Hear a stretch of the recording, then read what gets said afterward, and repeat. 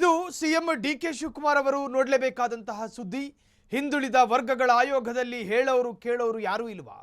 ಹಿಂದುಳಿದ ವರ್ಗಗಳ ಆಯೋಗದಲ್ಲಿ ಎಡಿ ಶ್ರೀನಿವಾಸ್ ಆಡಿದ್ದ ಆಟನ ಅಮಾಯಕ ಗುತ್ತಿಗೆದಾರನ ಬಾಳಲ್ಲಿ ಎಡಿ ಶ್ರೀನಿವಾಸ ಮಹಾ ಚೆಲ್ಲಾಟ. ಡಿಕೆ ಶಿವಕುಮಾರ್ ಸಾಹೇಬ್ರೆ ಈ ಸ್ಟೋರಿಯನ್ನು ಗಮನಿಸಬೇಕು. ಹಿಂದುಳಿದ ವರ್ಗಗಳ ಆಯೋಗದಲ್ಲಿ ಹೇಳೋರು ಕೇಳೋರು ಯಾರೂ ಇಲ್ವಾ? ಹಿಂದುಳಿದ ವರ್ಗಗಳ ಆಯೋಗದಲ್ಲಿ ಎಡಿ ಶ್ರೀನಿವಾಸ ಆಡಿದ್ದ ಆಟನ ಅಮಾಯಕ ಗುತ್ತಿಗೆದಾರ ಒಬ್ಬ ಕಾಂಟ್ರಾಕ್ಟ್ ಪಾಪ ಆತನ ಬಾಳಲ್ಲಿ ಹೇಡಿತನ ಮಾಡಿದ್ದಾರೆ. ಅಮಾಯಕ ಸಬ್ ರಿಜಿಸ್ಟ್ರಾರ್ ಬದುಕು ಬೀದಿಗೆಳೆದ ಶ್ರೀನಿವಾಸ. ಡಿಸಿಎಂ ಡಿಕೆ ಶಿವಕುಮಾರ್ ಅವರೇ ಈ ಸ್ಟೋರಿನ ಗಮನಿಸಿ. ಹಿಂದುಳಿದ ವರ್ಗಗಳ ಆಯೋಗದಲ್ಲಿ ಹೇಳೋರು ಕೇಳೋರು ಯಾರೂ ಇಲ್ವಾ? ಯಾರ್ಯಾರೂ ಇಲ್ವಾ? ಹಿಂದುಳಿದ ವರ್ಗಗಳ ಆಯೋಗದಲ್ಲಿ ಎಡಿ ಶ್ರೀನಿವಾಸ ಆಡಿದ್ದ ಆಟನ ಅಮಾಯಕ ಗುತ್ತಿಗೆದಾರನ ಬಾಳಲ್ಲಿ ಶ್ರೀನಿವಾಸ ಹಾಡಿರುವ ಮಹಾ ಚೆಲ್ಲಾಟ ಇದು. ಅಮಾಯಕ ಸಬ್ ರಿಜಿಸ್ಟ್ರಾರ್ ಬದುಕು ಬೀದಿಗೆಳೆದ ಶ್ರೀನಿವಾಸ ಅನ್ನೋ ಪ್ರಶ್ನೆಗಳೆದ್ದಿದ್ದಾವೆ. ಹಿಂದುಳಿದ ವರ್ಗಗಳ ಆಯೋಗ ಅಲ್ಲಿ ಈ ಶ್ರೀನಿವಾಸನ ಪುಂಡಾಟವನ್ನು ಕಂಟ್ರೋಲ್ ಮಾಡೋದಕ್ಕೆ ಯಾರೂ ಇಲ್ವಾ? ಈತ ಆಡಿದ್ದೇ ಆಟನ ಬಡವ ಅನ್ನುವ ಕಾರಣಕ್ಕೆ, ಅಶಕ್ತ ಅನ್ನುವ ಕಾರಣಕ್ಕೆ, ದುರ್ಬಲ ಅನ್ನುವ ಕಾರಣಕ್ಕೆ ಆತನ ಬದುಕನ್ನು ಬೀದಿಗೆ ತರೋದು ಎಷ್ಟು ಸರಿ? ಸಿಎಂ ಡಿ ಕೆ ಶಿವಕುಮಾರ್ ಅವರೇ ಇದನ್ನು ಗಮನಿಸಬೇಕು ನೀವು. ಇದು ಇಲ್ಲಿಗೆ ನಿಲ್ಲೋದಿಲ್ಲ. ಇದೇ ವಿಚಾರಕ್ಕೆ ಸಂಬಂಧಪಟ್ಟ ಹಾಗೆ ಇನ್ನಷ್ಟು ಅಪ್ಡೇಟ್ಗಳು ಲಭ್ಯವಾಗಿದೆ. ಹಿಂದುಳಿದ ವರ್ಗಗಳ ಆಯೋಗದ ಎಡಿ ಕರ್ಮಕಾಂಡ ಬಟಾಬಯಲು. ಸಬ್ ಕಾಂಟ್ರಾಕ್ಟರ್ಗೆ 54 ಲಕ್ಷ ಶ್ರೀನಿವಾಸ ಗೋವಿಂದ. ಒಬಿಸಿ ಎಡಿ ಶ್ರೀನಿವಾಸ ಏನ್ ನಿನ್ನ ಮಹಾ ಧನದಾಹ. ಗೆಳೆಯನ ಖಾತೆಗೆ ಎಡಿ ಹಾಕಿಸಿಕೊಂಡ 15 ಲಕ್ಷ ಬರಲೇ ಇಲ್ಲ. ಕಾಮಗಾರಿಗಳ 39 ಲಕ್ಷವೂ ಕೊಡಲೇ ಇಲ್ಲ ಶ್ರೀನಿವಾಸ. ಪೊಲೀಸ್ ಠಾಣೆಗೆ ಹೋದ್ರು, ಅಲ್ಲೂ ಶ್ರೀನಿವಾಸ ಮಹಾಲಿ ಇನ್ಫ್ಲೂಯೆನ್ಸ್ ಪ್ರಯೋಗ ಮಾಡ್ತಾನಂತೆ ಶ್ರೀನಿವಾಸ. ಗೆಳೆಯನ ಅಕೌಂಟಿಗೆ ಹಾಕ್ಸ್ಕೊಂಡಿದ್ದು ಆ ಲಕ್ಷನೂ ಇಲ್ಲ. ಬಿಲ್ ಕ್ಲೈಮ್ ಮಾಡಬೇಕಾಗಿತ್ತಲ್ಲ, ಆ ದುಡ್ಡು ಕೊಡ್ಲಿಲ್ವಂತೆ. ಮುಂಡಾ ಮುಚ್ಕೊಂಡು ಹೋಯ್ತು ಅಂತ ಬಿಡೋದಕ್ಕೆ ಪಾಪ ಆ ವ್ಯಕ್ತಿ ತುಂಬ ಬಡವನಾಗಿದ್ದ. ಹೋಗ್ಲಿ ಸಾಯ್ಲಿ ಅಥವಾ ಶ್ರೀನಿವಾಸ್ ಎದೆ ಮೇಲೆ ಹಾಕಿಬಿಟ್ಟ ಅಂತ ತಿಳ್ಕೊಂಡು ಸುಮ್ಮನಾಗೋದಕ್ಕೆ ಆತ ದುಡ್ಡು ಇಲ್ದಲೇ ಇರೋನು ಪಾಪ. ಪೊಲೀಸ್ ಠಾಣೆಗೆ ಹೋಗಿ ಕಂಪ್ಲೇಂಟ್ ಕೊಟ್ಟ. ಅಲ್ಲೂ ಕೂಡ ಶ್ರೀನಿವಾಸ್ ಇನ್ಫ್ಲೂಯೆನ್ಸ್ ಕ್ರಿಯೇಟ್ ಮಾಡ್ತಾರಂತೆ, ಇನ್ಫ್ಲೂಯೆನ್ಸ್ ಪ್ರಯೋಗ ಮಾಡ್ತಾರಂತೆ, ಬಯಸ್ತಾರಂತೆ, ನಿಂದನೆ ಮಾಡ್ತಾರಂತೆ, ಭಯಪಡಿಸ್ತಾರಂತೆ. ಇವೆಲ್ಲ ಇದೆಯಲ್ಲ, ಇವೆಲ್ಲವೂ ಕೂಡ ಡಿ ಕೆ ಶಿವಕುಮಾರ್ ಅವರ ಸರ್ಕಾರಕ್ಕೆ ಶೋಭೆ ತರೋದಲ್ಲ. ಸಬ್ ಕಾಂಟ್ರಾಕ್ಟರ್ಗೆ 54 ಲಕ್ಷ ಉಂಡೆ ನಾಮ ಹಾಕಿದ ಸೀನಿ. ಅಮಾಯಕ ಸಬ್ ಕಾಂಟ್ರಾಕ್ಟರ್ಗೆ ಒಬಿಸಿ ಆಯೋಗದ ಎಡಿ ವಿರುದ್ಧ 54 ಲಕ್ಷದ ಗಂಭೀರ ಆರೋಪ ಇದೆ. ಸಬ್ ಕಾಂಟ್ರಾಕ್ಟರ್ ಮಹೇಂದ್ರಗೆ ಮೋಸ ಮಾಡಿದ ಅಧಿಕಾರಿ. ಒಟ್ಟು 54 ಲಕ್ಷ ರೂಪಾಯಿ ಬಾಕಿ ಉಳಿಸಿಕೊಂಡ ಶ್ರೀನಿವಾಸ. 7-8 ಕಾಮಗಾರಿಗಳ 39 ಲಕ್ಷ ರೂಪಾಯಿ ಬಾಕಿ ಹಣವೂ ಗುಳು. ಸಾಲದೆಂಬಂತೆ ಸ್ನೇಹಿತನ ಖಾತೆಗೆ 15 ಲಕ್ಷ ರೂಪಾಯಿ ಹಾಕಿಸ್ಕೊಂಡ್ರು. ಸಬ್ ಕಾಂಟ್ರಾಕ್ಟರ್ಗೆ 54 ಲಕ್ಷ ಉಂಡೆ ನಾಮ. ಅಮಾಯಕ ಸಬ್ ಕಾಂಟ್ರಾಕ್ಟರ್ ಒಬಿಸಿ ಆಯೋಗದ ಎಡಿ ಮೋಸ, ನಿನ್ನ ಬಾಯಿಗೆ ಮಣ್ಣು ಹಾಕ ಪಾಪ ಮಹೇಂದ್ರ. ಇನ್ನು ಈ ಬಗ್ಗೆ ಪೊಲೀಸ್ ಕಂಪ್ಲೇಂಟ್ ಕೊಟ್ಟರೂ ಕೂಡ ನಡೀತಿಲ್ಲ ಅನ್ನೋದೇ ದುರಂತ. ಇಲ್ಲಿನ ಪೊಲೀಸ್ ಇಲಾಖೆ ನಿಜಕ್ಕೂ ಈ ತರಹದ ಬಡಪಾಯಿಗಳ ಕಂಪ್ಲೇಂಟ್ಗಳನ್ನು ಸ್ವೀಕಾರ ಮಾಡೋದಿಲ್ಲ. ಯಾಕೆ? ನನಗೆ ಮೋಸ ಆಗಿದೆ, ನನ್ನ ದುಡ್ಡು ಗುಳುಮಾಗಿದೆ, ನನ್ನ ಹಣನ ಕೊಡ್ತಾ ಇಲ್ಲ, ನನಗೆ ವಂಚನೆ ಮಾಡಲಾಗ್ತಾ ಇದೆ ಅನ್ನೋ ಕಂಪ್ಲೇಂಟ್ ದಾಖಲಾದ ನಂತರವೂ ಎಡಿಯನ್ನು ಕರೆಸ್ಬಿಟ್ಟು ಹಿಂಗೆ ಮಾಡಿದೆಯೇನಪ್ಪ ಅಂಥೇಳಿ ಒಂದು ಪ್ರಾಥಮಿಕ ಸಾಲು ಈವರೆಗೂ ನಡೆದಿಲ್ಲ. ಎಡಿ ಸೀನಿ ವೈಯಕ್ತಿಕ ಕೆಲಸಕ್ಕೆ ಸಬ್ ಕಾಂಟ್ರಾಕ್ಟರ್ ಹಣ ಬಳಕೆ. ಕೊಡಬೇಕಿದ್ದ ಹಣ ಕೇಳುವುದಕ್ಕೆ ಸಂತ್ರಸ್ತನಿಗೆ ಬೆದರಿಕೆ ಹಾಕಿದ ಎಡಿ. ಪೊಲೀಸರ ಮೊರೆ ಹೋದ್ರೂ ಬಿಡದ ಎಡಿ ಶ್ರೀನಿವಾಸ. ಹನುಮಂತನಗರ ಪೊಲೀಸ್ ಠಾಣೆಯಲ್ಲಿ ಎನ್ಸಿಆರ್ ದಾಖಲಿಸಿದ್ದ ಮಹೇಂದ್ರ. ದೂರು ವಾಪಸ್ ಪಡೆದರೆ ಹಣ ಕೊಡೋದಾಗ ನಂಬಿಸಿ ನಯವಂಚನೆ. ಕೊಟ್ಟು ಮಾತು ತಪ್ಪಿ ಜೀವ ಬೆದರಿಕೆ ಹಾಕಿದ ಪ್ರಭಾವಿ ಅಧಿಕಾರಿ ಶ್ರೀನಿವಾಸ.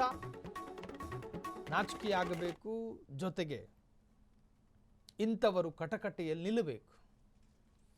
ಸಂಬಂಧಪಟ್ಟ ಹಾಗೆ ಪಾಪ ಸಂತ್ರಸ್ತ ನನಗೆ ಮೋಸ ಆಗಿದೆ ಕಣ್ರಯ್ಯ, ನನಗೆ ನ್ಯಾಯ ಕೊಡಿಸಿ ಅಂತೇಳಿ ಠಾಣೆಯ ಮೆಟ್ಲೇರಿದ್ರೆ ಅಲ್ಲೂ ಕೂಡ ಸೀನಿ ಮೂಗು ತೂರಿಸ್ತಾನಂತೆ.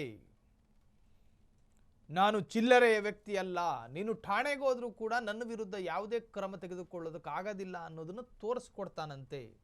ಬೆದರಿಕೆ ಹಾಕ್ತಾರಂತೆ, ನಿಂದನೆ ಮಾಡ್ತಾರಂತೆ. ಇದು ಮಹೇಂದ್ರರ ಆರೋಪ.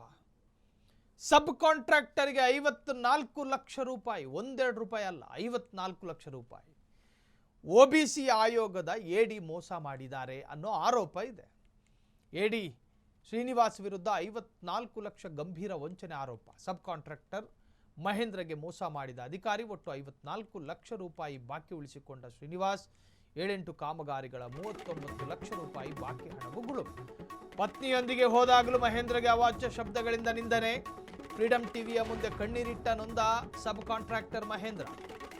ಬೆಂಗಳೂರಿನಲ್ಲಿ ಕಷ್ಟಪಟ್ಟು ಬದುಕುತ್ತಿದ್ದ ಸಬ್ ಕಾಂಟ್ರಾಕ್ಟರ್ ಮಹೇಂದ್ರ ಪೊಲೀಸ್ ಠಾಣೆಯಲ್ಲೂ ಅಟ್ಟಹಾಸ ಮೆರೆದು ಎಡಿ ಶ್ರೀನಿವಾಸನ ಲೀಲೆ. ಮಾಡಿದ ಕೆಲಸಕ್ಕೂ ಹಣ ಇಲ್ಲ, ಕೈಯಿಂದ ಕೊಟ್ಟ ಹಣವೂ ಕೊಡಲಿಲ್ಲ. ಇದೆಂತಹ ವಿಪರ್ಯಾಸ ಸ್ವಾಮಿ. ಎಡಿ ಶ್ರೀನಿವಾಸನ ಕೊಟ್ಟ ಮಾತು ತಪ್ಪಿರುವ ನಿಮ್ಮನ್ನ ಆ ಶ್ರೀನಿವಾಸ ಕೂಡ ಮೆಚ್ಚೋದಿಲ್ಲ, ಭಗವಂತ ಮೆಚ್ಚೋದಿಲ್ಲ ಅಂತ. ಸಬ್ ಕಾಂಟ್ರಾಕ್ಟರ್ಗೆ ಉಂಡೆನಾಮ. 7-8 ಕಾಮಗಾರಿಗಳ 39 ಲಕ್ಷ ರೂಪಾಯಿ ಬಾಕಿ ಹಣವೂ ಇಲ್ಲ, ಇನ್ನು ತಗೊಂಡಿದ್ದ ಹಣನೂ ಇಲ್ಲ. ಸಾಲದೆಂಬಂತೆ ಸ್ನೇಹಿತನ ಖಾತೆಗೆ 15 ಲಕ್ಷ ರೂಪಾಯಿ ಹಾಕಿಸ್ಕೊಂಡ್ರಾ. ಇನ್ನು ಅದರಲ್ಲಿ ಬಂದಿರೋ ಹಣನ ವೈಯಕ್ತಿಕ ಕೆಲಸಕ್ಕೆ ಬಳಸಿದ್ದಾರೆ ಅನ್ನೋ ಆರೋಪ ಇದೆ. ಕೊಡಬೇಕಿದ್ದ ಹಣ ಕೇಳಿದ್ದಕ್ಕೆ ಸಂತ್ರಸ್ತನಿಗೆ ಬೆದರಿಕೆ ಹಾಕಿದ ಎಡಿ ಪೊಲೀಸರ ಮೊರೆ ಹೋದ್ರೂ ಬಿಡದ ಎಡಿ ಶ್ರೀನಿವಾಸ್. ಕಾನೂನಿನ ಕಣ್ಣಿಗೆ ಮಣ್ಣೆರಚೋದಕ್ಕೆ ಹೊರಟ ಸರ್ಕಾರಿ ನೌಕರ. ಎಡಿ ಸೀನನ ಕರ್ಮಕಾಂಡ ಬಯಲು ಮಾಡಿದ ಸಂತ್ರಸ್ತ. ಅಧಿಕಾರದ ಮಧ್ಯದಲ್ಲಿ ಮೆರೆಯುತ್ತಿರುವ ಭ್ರಷ್ಟಾಧಿಕಾರಿ. ಬಡ ಕುಟುಂಬಕ್ಕೆ ಅನ್ಯಾಯ ಮಾಡಿರುವ ಪ್ರಭಾವಿ ಎಡಿ. ಮಹೇಂದ್ರಗೆ ನ್ಯಾಯ ಕೊಡಿಸುವಂತೆ ಸಾರ್ವಜನಿಕರ ಆಗ್ರಹ. ಮಹೇಂದ್ರಗೆ ನ್ಯಾಯ ಕೊಡಿಸಬೇಕು ಅಂತ ಹೇಳಿ ಸಾರ್ವಜನಿಕರು ಆಗ್ರಹಿಸಿದ್ದಾರೆ. DDLR ಒಂದು ಕಡೆ, ಕುಮಾರಿ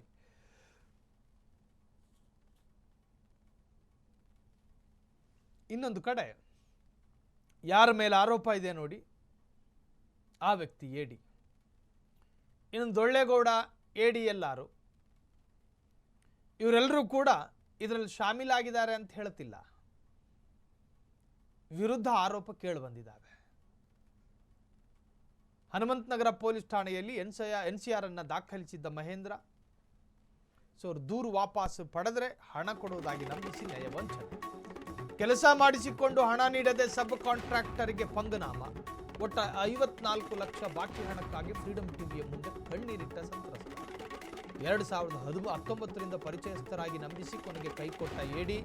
ಮೊದಲು 3 ಕೆಲಸಗಳಿಗೆ ಹಣ ಪಾವತಿಸಿ ಮಹೇಂದ್ರಗೆ ನಂಬಿಕೆ ಗಿಟ್ಟಿಸಿದ. ಆ ನಂತರದ 7-8 ಕಾಮಗಾರಿಗಳ 39 ಲಕ್ಷ ಬಾಕಿ ಉಳಿಸಿದ ಎಡಿ ಶ್ರೀನಿವಾಸ. ಕೋಳಿಗೆ ಅಕ್ಕಿ ಹಾಕಿದ ತಕ್ಷಣ ಹತ್ರಕ್ಕೆ ಬರುತ್ತೆ ಅನ್ಕಂಡ ಶ್ರೀನಿವಾಸ ಸ್ವಲ್ಪ ಅಕ್ಕಿ ಹಾಕದ. ಕೋಳಿ ಹತ್ರಕ್ಕೆ ಬಂತು, ಗಂಟ್ಲು ಹಿಡಿದ ಅದು ಮುದ. ಅಲ್ಲಿಗೆ 59 ಲಕ್ಷ ಫಿನಿಶ್. ಹಂತ ಹಂತವಾಗಿ ಮಹೇಂದ್ರನ ಹಣವನ್ನ ಪೀಕಿದ ಶ್ರೀನಿವಾಸ. ಈಗ ಅವರ ವಿರುದ್ಧ ಆರೋಪ ಕೇಳಿಬಂದಿದೆ. ಫ್ರೀಡಂ ಟಿವಿಯಲ್ಲಿ ತನ್ನ ಅಳಲನ್ನು ತೋಡ್ಕೊಂಡಿದ್ದಾರೆ ಪಾಪ ಮಹೇಂದ್ರ. ಎಲ್ಲ ವಿಚಾರಗಳು ಕೂಡ. ಮನೆ ಫಾರ್ಮ್ ಹೌಸ್ ನಿರ್ಮಾಣಕ್ಕೆ ಸಬ್ ಕಾಂಟ್ರಾಕ್ಟರ್ ಹಣ ದುರ್ಬಳಕೆ.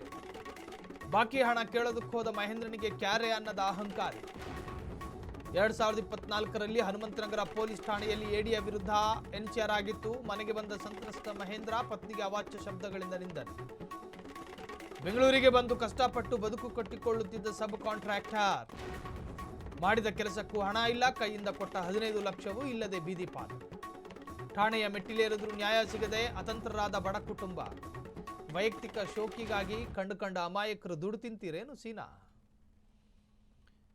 ತನ್ನ ವೈಯಕ್ತಿಕ ಶೋಕಿಗಾಗಿ ಕಷ್ಟಪಟ್ಟರು ದುಡ್ಡಲ್ಲ.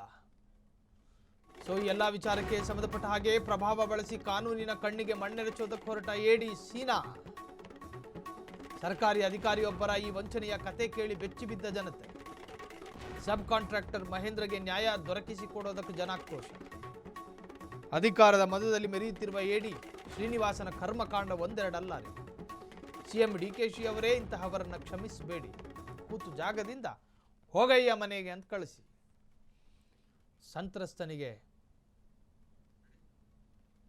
ಸಂತ್ರಸ್ತನಿಗೆ ಮೋಸ ಮಾಡಿದ್ದಲ್ಲದೆ, ಆತನ ಬದುಕನ್ನು ಬೀದಿಗೆ ತಂದಿದ್ದಲ್ಲದೆ, ಅತಂತ್ರ ಸ್ಥಿತಿಗೆ ಕಾರಣನಾದ ಶ್ರೀನಿವಾಸ ಎಡಿ ಅವರ ವಿರುದ್ಧ ಕ್ರಮ ಆಗಬೇಕು ಅಂತ ಹೇಳಿ ಜನಾಗ್ರಹಗಳು ಶುರುವಾಗಿದೆ.